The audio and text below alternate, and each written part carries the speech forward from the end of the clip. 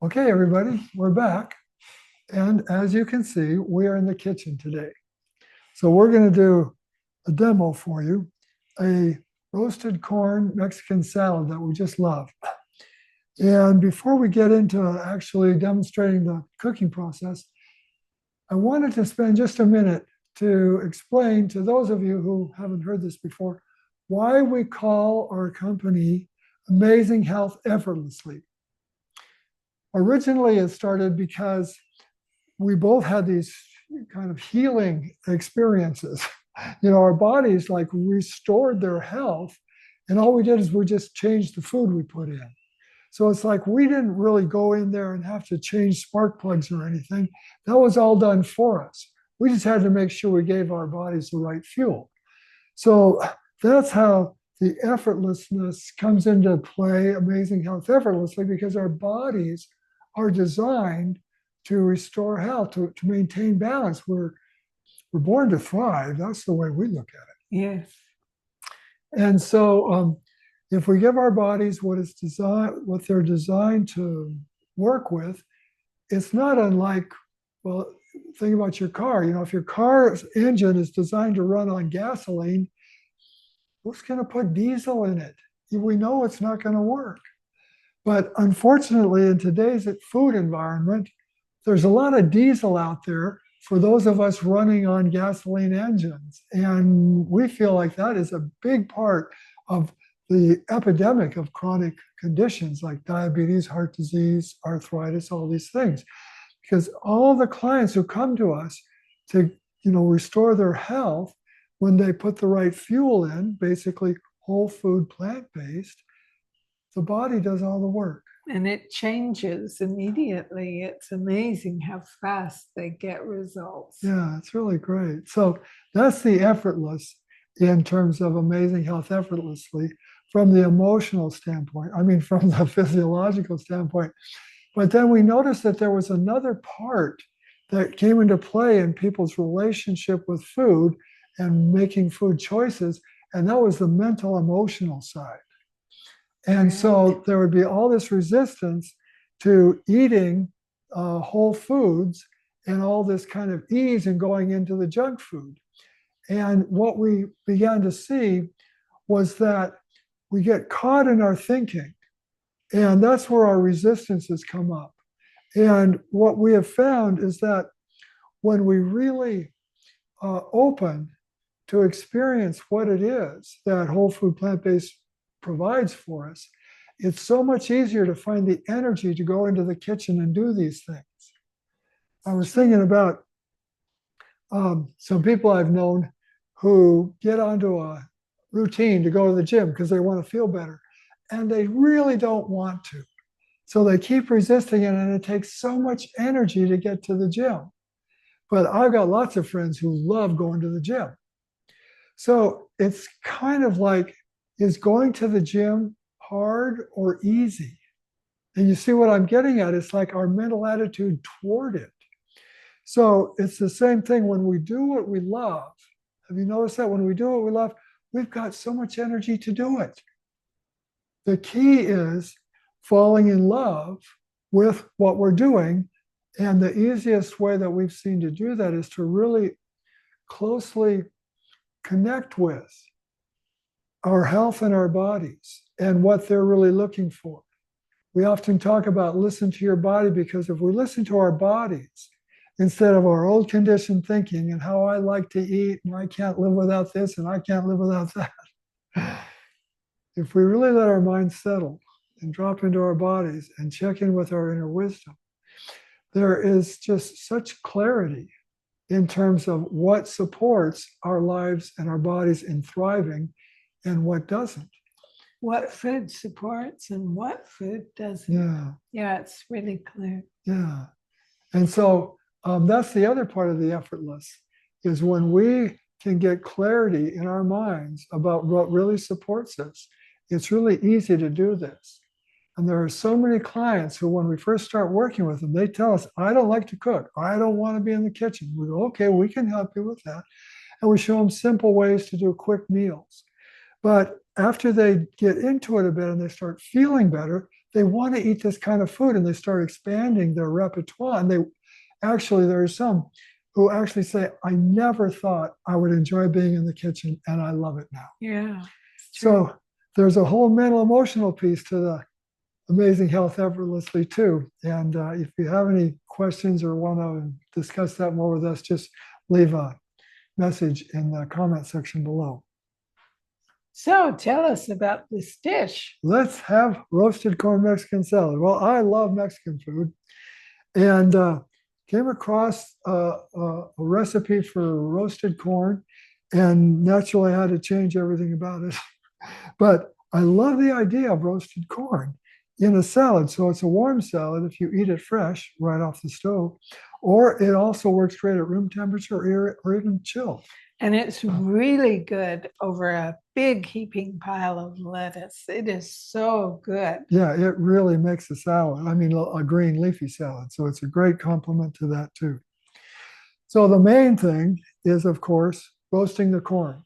So I have a fry pan on the stove, and I've heard different things about metal fry pans versus nonstick. And I've heard that the nonstick doesn't really roast it quite as well, because part of what roasts it is the corn sticking, kind of fried, almost burning to the pan. And so I haven't tried it in a nonstick, and I don't like the idea of heating nonstick real hot, even though our nonstick is not that PFOE or whatever that chemical is you don't want. I still stick to the old traditional. So this is what I'm going to do. I'm going to put 4 cups of corn. Now this is, of course, frozen corn that I've thawed. And I'm going to put that in here and roast it up. So it's pretty warm. I can tell by the sizzle that I'm going to actually turn that heat up a little bit to get it going even more. Because you want to cook it quick. You want to fry it. You don't want to dehydrate it. So we really want to cook it up good. So I'll put that on there, and I'll let it cook and cook. And as it's on here, you'll actually start, when it's really starting to roast, you'll hear it start to pop like popcorn. I want to tell them about this pan. Yeah. This is for our lunch. We're going to have this beautiful salad for dinner.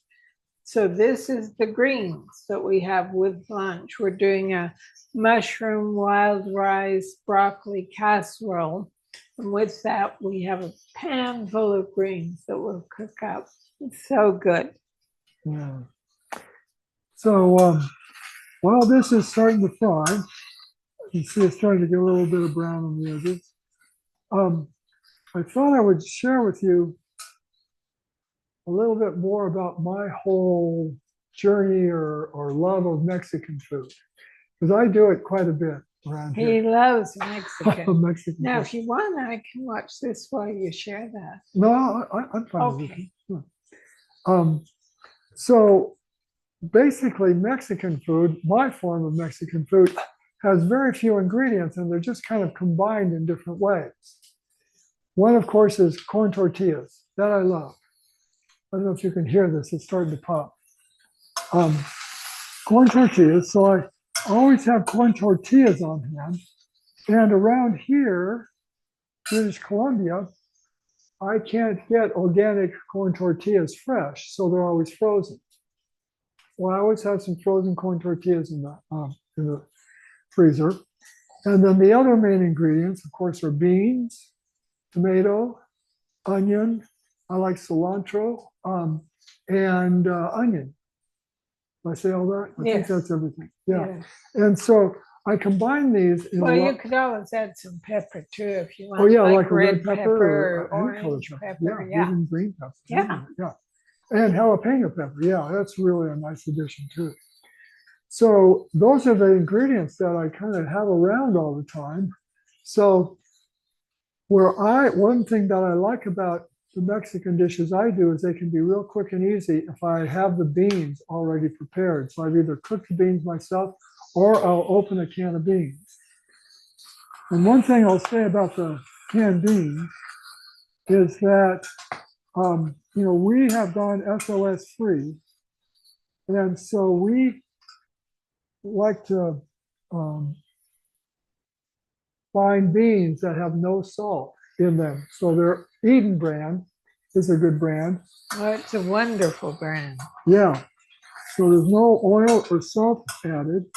And what I'll do with those is I will take them and I can, so they're just the whole bean. I pour off the liquid and I can mash them up a bit and I'll mix them a bit with some salsa.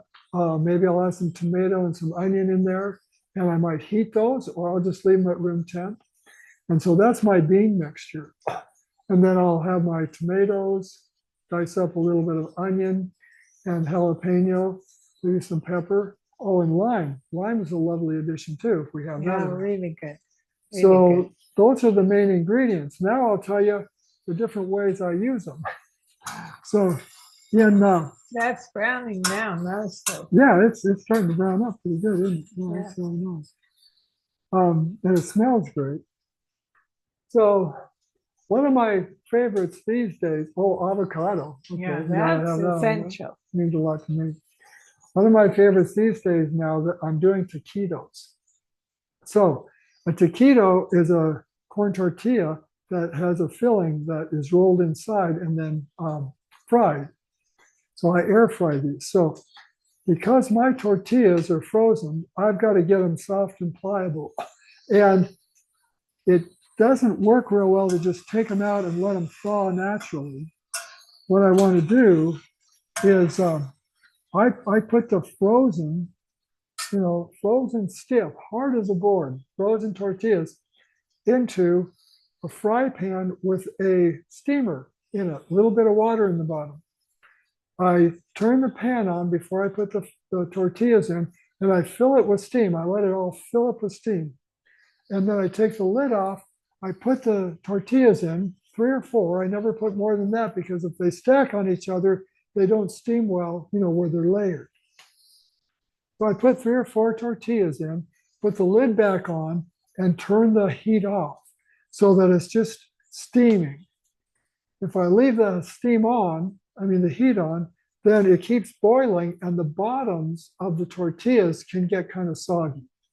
So I put the tortillas in, turn it off, leave them in for 1 or 2 minutes is all. And then they're thawed and they're real pliable. So then I take it off and I've got my beans ready to go. I've got everything ready. So I just take a tortilla, put a little bit of beans in the middle, roll it, and put it on my tray that I'm going to put in the air fryer. And I'll do 3 or 4 of these little taquitos. The difference in the taquito is that it has just basically that bean mix in the middle. And then what I do is, the way I like it is I make a little guacamole. So I'll just take my avocado. I usually use half an avocado each day. So I'll take that half an avocado and I'll dice it up and I'll mash it with a fork. I'll put a little bit of black pepper, some lime juice. I might add a little more onion and tomato into it, mix it around. You like sriracha in there too. I'll add some sriracha. That's a great way to make a real quick guacamole. Yeah. So yeah, that's the way I'll do my taquitos. And then you dip the taquito in the And guacamole. I dip or I take a spoon of guacamole and put it on each bite. Yeah. Okay, so that's my taquitos. So the other thing I'll do, I'll make tostadas. So that I will take my frozen solid tortilla and I'll put it on my tray for my air fryer, and I'll put 3 or 4 in there, and I will fry it. I will air fry it at 350 for 4 minutes on each side, and it crisps it up real nice. Now, we have a Ninja Foodie 8-in-1 air fryer, and so that's how long it takes with ours. Different air fryers will take different amounts of time, and so you'll have to play with that. But I use 4 minutes on both sides, and that gives me the crispness I want. So then I just basically layer my Mexican, my beans, my onion, my tomatoes, jalapeno, whatever. On my tostadas, I like to shred lettuce. So I'll take my lettuce, any kind of lettuce, except iceberg, romaine, green leaf, whatever, and I shred it.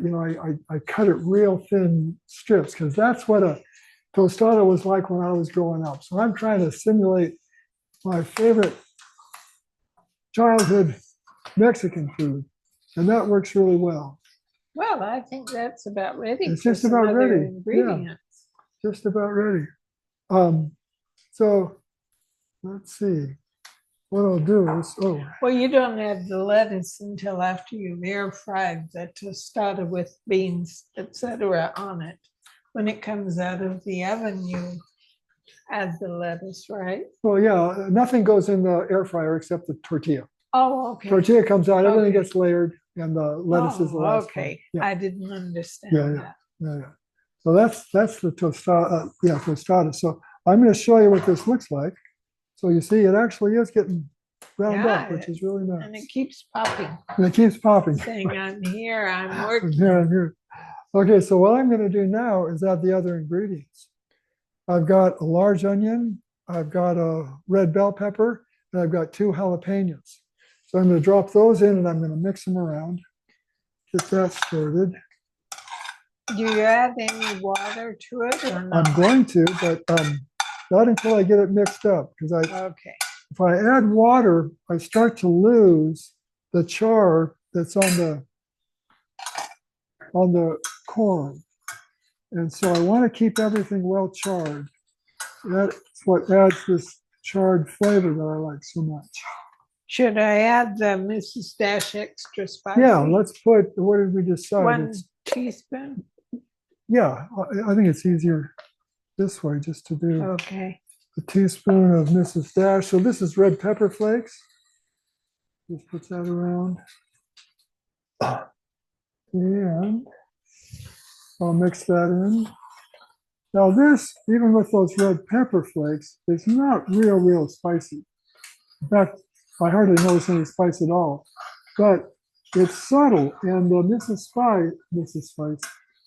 Dash does add to kind of the background flavor that's really nice. The other thing I've got is 4 garlic cloves. And I haven't put those in yet because garlic can burn easily. And this pan is really hot. So I saved that for the last, and I put that in. Because now I'm going to add just 1 tablespoon of water.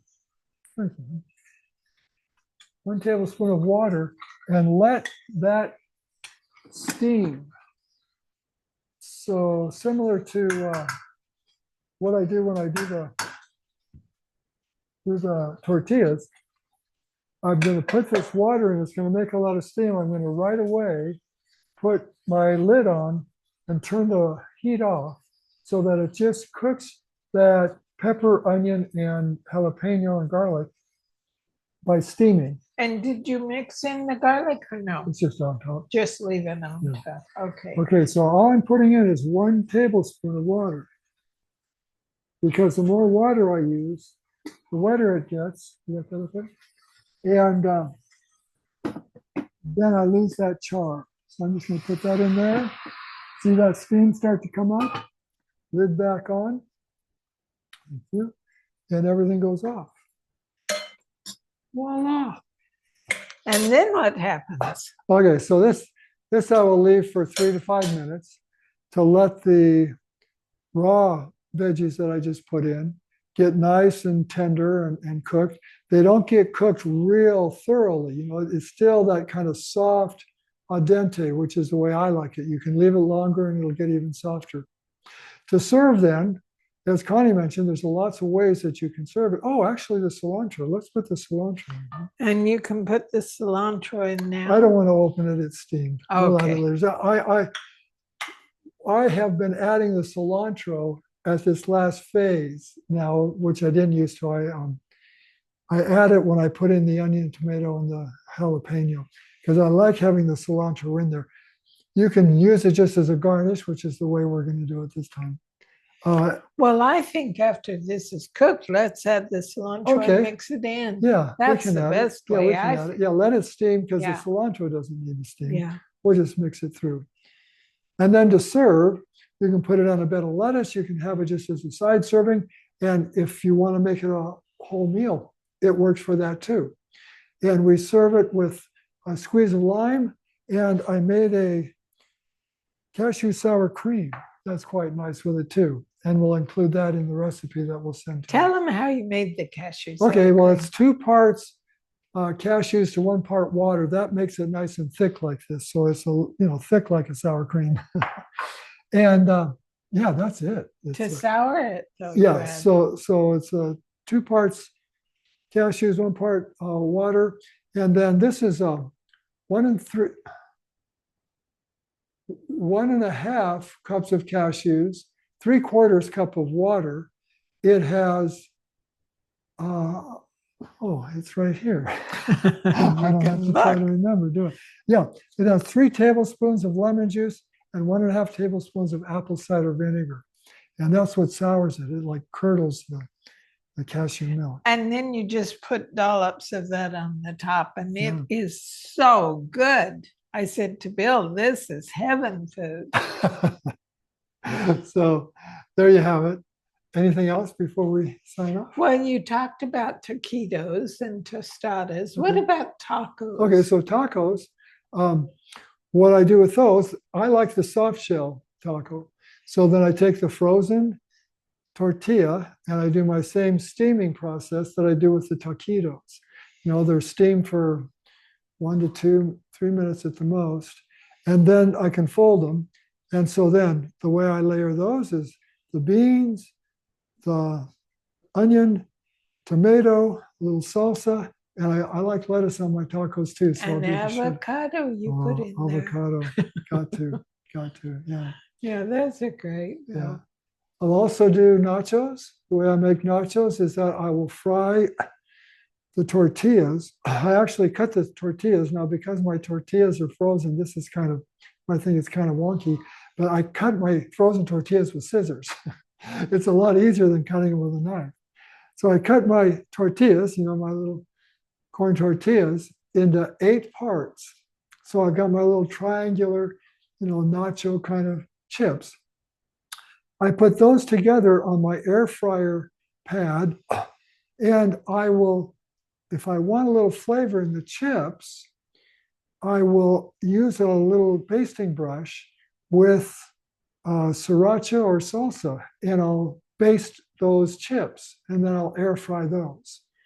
That'll give me the nacho chips to make nachos that are oil-free. You see, I don't think you're ever going to find a taco, a corn chip out there that doesn't have oil and salt in it. So this is nice. We've got our oil-free, salt-free chips that we really like. And it's so nice. You can also flavor them with lime juice and fry them up. There's lots of ways to really flavor these chips. So that's nachos. Again, layering the same things. Put the chips out, layer the beans, the tomatoes, the salsa, the onion, and then jalapeno. I usually do 2 layers of chips. I put a layer of chips down, all the makings, another layer of chips down, all the makings, and avocado on top. Yeah, they're so good. Yeah, nachos. Enchiladas is another one. I'll roll those up and then I'll put an enchilada sauce on that. We'll tell you about the enchilada sauce another time. Yeah. Seems like there's one other too. Maybe that's everything. Well, I want to emphasize how Bill exemplifies love of cooking and making these wonderful plant-based whole food dishes. And I'm really lucky because I get to enjoy them right along with him. Right. And this has evolved over time. He's gotten more and more involved in the kitchen as he eats more of this food. He's constantly creating recipes that he wants to see if he can make whole food plant-based, and every time it works. Yeah, we've been inspired, as we went SOS free and started feeling better. It's like, how can you eat SOS free without creating a lot of it yourself? Because anything we buy in the market, other than out of the produce section, usually has salt, oil, and sugar in it. Except for the Eden beans. Eden beans you can get, Yeah, they're great. Yeah. Want to see what it looks like? Let's show them. There we are. Oh, beautiful. Let's add the cilantro and mix it in. Yeah. But let's bring it over here and do it so they can watch. Okay. Gorgeous. Gorgeous, gorgeous. Now get your spoon. It's in the sink, I think. Mix that in, and that will add a lot of flavor. Now, if you don't like cilantro, you could add parsley. Yeah, and leave it out. But, you know, as we put this in there and the fragrance of that cilantro starts coming on, oh, wow. It's like, let's eat this now. Beautiful. Yeah, there we go. Oh. So then you'll add, when we serve it on the dish, a large dollop of the sour cream and lime juice. Yum. That's it. Okay. So thanks for joining us. Thanks. See you again next week. Bye-bye. Bye now.